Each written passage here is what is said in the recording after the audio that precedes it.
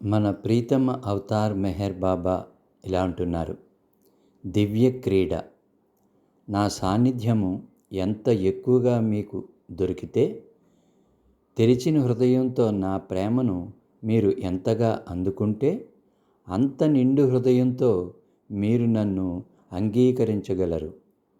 మీరు నన్నెంతగా చూస్తూ ఉంటే, అంత తక్కువగా మీరు నన్ను అర్థం చేసుకోగలరని మీకు దృఢ విశ్వాసం కలుగుతుంది. అవగాహన అనే ప్రక్రియ ద్వారా మీరు నన్ను అర్థం చేసుకోవడానికి శ్రమపడినట్లయితే, మీరు అతి విస్తారమైన ఊహా ప్రపంచంలో చిక్కుకుని విహారము సాగించి, చివరికి మీరు దారి కానని స్థితిని చేరుకుని దారి తప్పిపోతారు. నా చేతలు మీకు గందరగోళాన్ని కలిగిస్తే, నా మీద మీకు పూర్తి నమ్మకం లేనట్టు లెక్క. కనుక సంశయాలన్నింటినీ తరిమివేయండి. నేనేది చేసినా అది అతి ఉత్తమ ఫలితాన్నే ఇస్తుందని బాగా గుర్తుంచుకోండి.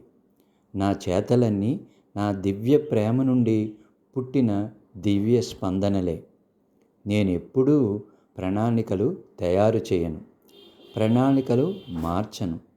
నాకసలు ప్రణాళికే లేదని ప్రజలు తెలుసుకునేలా చేయడమే అంతులేని నా ప్రణాళిక అని అన్నారు మన ప్రీతమ అవతార్ మెహర్ బాబా.